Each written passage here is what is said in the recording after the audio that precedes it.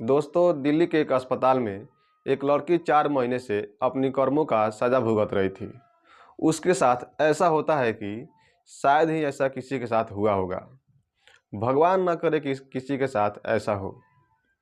उसके साथ ऐसा होता है कि वो 2 दिनों तक बेड से उठ नहीं पाती। फिर उसे अस्पताल ले जाया जाता है। फिर वो उसी अस्पताल में 4 महीने तक रहती है। ना कोई घर वाला, ना कोई आता-पता, सिर्फ अकेले ही। दोस्तों, ये जो कहानी है पश्चिम बंगाल के एक खूबसूरत लड़की की है जिसका नाम प्रीति रहता है। प्रीति के पिता का डेथ हो चुका होता है, वो इस दुनिया में नहीं रहते हैं। उसकी सिर्फ माँ रहती है जो कुछ कमाती है। वो उसे खूब अच्छे से पढ़ाती है। प्रीति का हाई स्कूल जब ख़त्म हो जाता है तो उसका बीए में एडमिशन करवा देती है। अब प्रीति कॉलेज जाने लगती है। जब प्रीति कॉलेज जाने लगती है, हालांकि अब जो प्यार मोहब्बत है काफ़ी ज़्यादा चल गया है, तो प्रीति को भी एक लड़के से प्यार हो जाता है। लड़के का नाम सनी रहता है। सनी बहुत ही रईस खानदान का लड़का होता है। वो रोज़ नई नई बाइक से आता है। वो अपनी बाइक हर महीने चेंज करता रहता है। वो कभी अपाची से आता, कभी बुलेट से, तो कभी पल्सर लेके आता। इस बात से लड़की काफ़ी प्रभावित हो जाती है और उस लड़के से प्यार कर बैठती है। हालांकि सनी जो था कॉलेज में काफ़ी स्मार्ट लड़का था और उस लड़की से नीरज नाम का लड़का मन ही मन प्यार करता था। लेकिन वो उसे कभी बोल नहीं पाया था कि मैं तुमसे प्यार करता हूँ। और वो लड़की प्रीति भी उस लड़के से मन ही मन प्यार करती थी, लेकिन वो भी उसे कभी बोल नहीं पाई थी। लेकिन जब से ये लड़का सनी कॉलेज में आया था, तब वह उसी लड़के से प्यार करने लगी थी। क्योंकि सनी जो था वो रईस खानदान का लड़का था और वो देखने में भी स्मार्ट था, और नीरज उतना स्मार्ट लड़का नहीं था। लेकिन कहा जाता है ना दोस्तों, सिर्फ स्मार्टनेस से प्यार नहीं होता, दिल भी सच्चा होना चाहिए। तो लड़की के साथ भी कुछ ऐसा ही होता है। वो भी स्मार्टनेस के चक्कर में उस लड़के सनी से प्यार कर बैठती है। सनी उसे अपने बाइक पर घुमाता है और उसे कुछ ना कुछ खिलाता रहता है और उसके लिए हमेशा गिफ्ट भी लेके आता। नीरज के पास कुछ नहीं होता, वह गरीब लड़का होता है। एक दिन सनी उस लड़की से कहता है कि चलो अब हम दोनों भागकर शादी कर लेते हैं। और लड़की भी उस लड़के के प्यार में इतना पागल हो जाती है कि बिना अपनी माँ का फिक्र किए हुए उस लड़के के साथ भागने के लिए तैयार हो जाती है। और लड़की जो रहती है प्रीति, वो अपने माँ के सभी गहने जेवरात वगैरह लेके उस लड़के के साथ भाग जाती है। और लड़का भी अपने घर से कुछ पैसे वगैरह लेके गया रहता है। फिर वो दोनों दिल्ली जाकर एक मंदिर में शादी कर लेते हैं। अब वो लड़का सनी उस लड़की को रानी की तरह रखने लगता है। वो लड़की भी अब बहुत खुश हो जाती है। 2-3 महीने तक सब कुछ अच्छा चलता है। धीरे धीरे उस लड़के के पास पैसा ख़त्म होने लगता है और उस लड़की के पास जो गहने वगैरह लेके गई थी वो भी धीरे धीरे ख़त्म हो जाता है। अब लड़के का मन भी उस लड़की से भरने लगता है और लड़का उस लड़की से छुटकारा पाना चाहने लगता है। लेकिन जो लड़की थी वो इस बात को नहीं समझ पाती है और उस लड़के से कहती है कि अब तुम यहीं पर किसी कंपनी में काम ढूंढो। यहाँ पे जो है बहुत सारी कंपनियाँ हैं, तुम्हें कहीं ना कहीं काम मिल ही जाएगा। वो लड़का उस लड़की से अब बोर हो रहा होता है। उसका अब किसी भी काम में मन नहीं लगता है। वो जाता है काम पे और 2 या 3 दिन काम करता है, फिर वापस आ जाता है और ऐसे ही चलते रहता है। और जो सनी की माँ थी वो उसे हमेशा कॉल करके बुलाती रहती है कि बेटा अब तुम वापस आ जाओ। सनी अपने घर पे किसी को नहीं बताता है कि मैं यहाँ किसी लड़की के साथ रहता हूँ। वो अपने घर पे ये बोल के आया था कि मैं कमाने जा रहा हूँ, मेरे दोस्त जो है वहाँ पे अच्छे काम करते हैं। लेकिन सनी की माँ को क्या पता था कि मेरा लड़का लड़की लेके भाग गया है और वहाँ पे शादी करके रहने लगा है।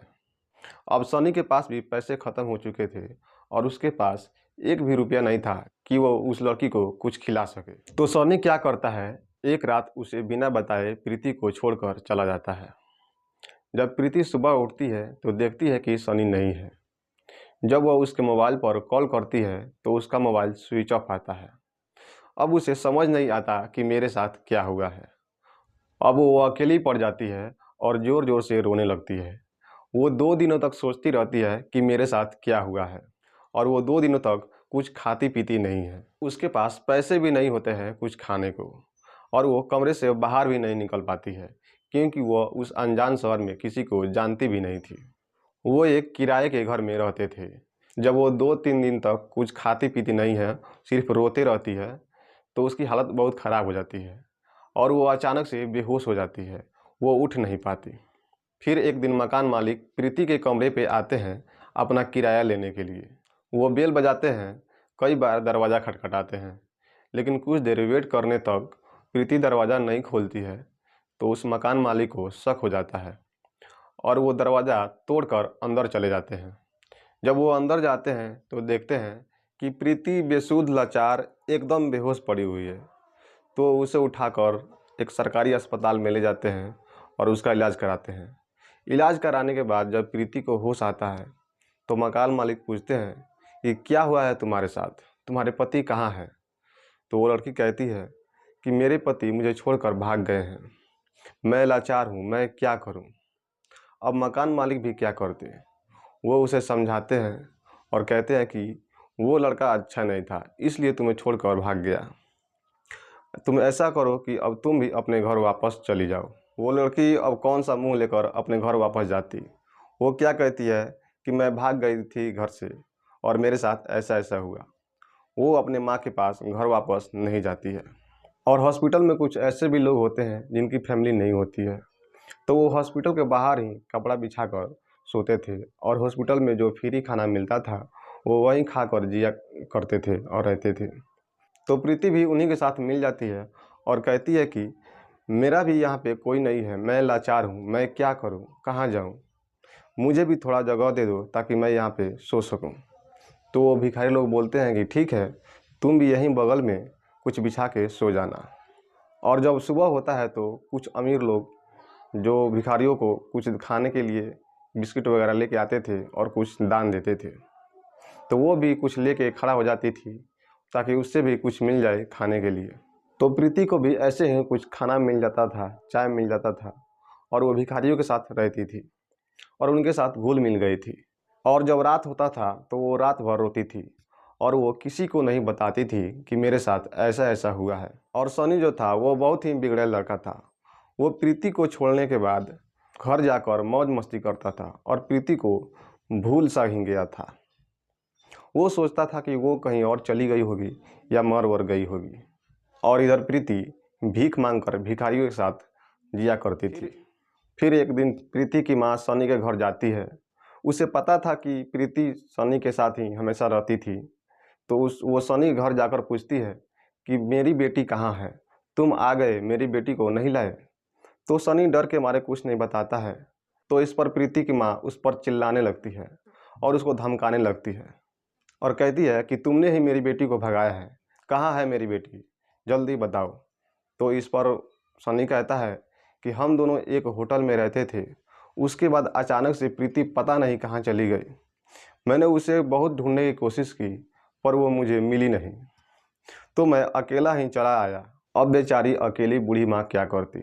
फिर एक दिन ये सब बातें नीरज को पता चलती है कि सनी उसे भगा करके ले गया था। तो नीरज प्रीति के घर जाता है और उसकी माँ से पूछता है कि आंटी कहाँ है प्रीति। तो उसकी माँ कहती है कि बेटा, प्रीति को सनी भगा करके दिल्ली ले गया था, वो वापस नहीं आई है। वो उससे ये सब कह करके रोने लगती है और कहती है कि बेटा प्लीज़ मेरी बेटी को ढूंढ लाओ।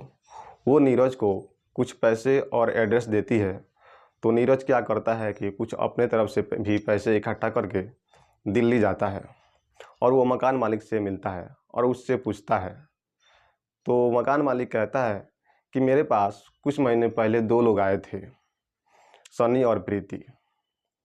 फिर सनी उसे छोड़ करके भाग गया था और प्रीति मुझे कमरे में बेहोश मिली थी। तो मैं उसे सरकारी हॉस्पिटल में भर्ती करा गया था और उसे घर जाने के लिए बोला था। फिर उसके बाद मुझे नहीं पता कि प्रीति कहाँ गई।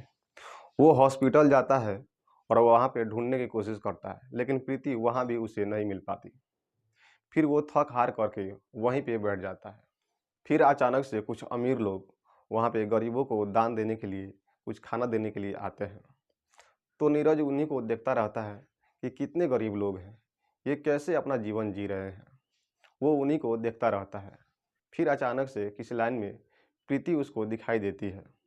प्रीति को देखते ही नीरज की आंखें भर जाती है। वो रोने लगता है और उसके पास दौड़ कर जाता है और देखता है कि प्रीति की क्या हालत हो गई है। वो पहले से कितनी दुबली पतली हो गई है। अब वो प्रीति का नाम लेकर पीछे से आवाज़ लगाता है, तो प्रीति पीछे मुड़कर देखती है तो देखती है कि नीरज है। वो कटोरा फेंक करके दौड़ करके नीरज के पास आती है और उसे गले लगाकर रोने लगती है। वो उससे कुछ नहीं कहती, सिर्फ रोती रहती है। प्रीति को रोता देख नीरज भी रोने लगता है। फिर वहीं वो किसी जगह पे बैठ जाते हैं और प्रीति उससे सब कुछ बताती है कि मेरे साथ ऐसे ऐसे सब कुछ सनी ने किया है।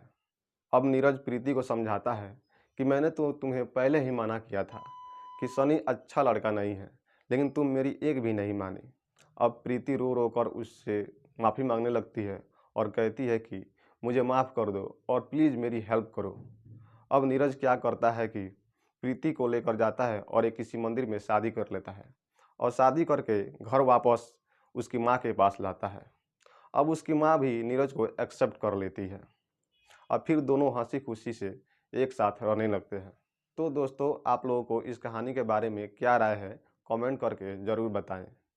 मिलते हैं फिर ऐसे ही एक सच्ची घटना के साथ अगली वीडियो में।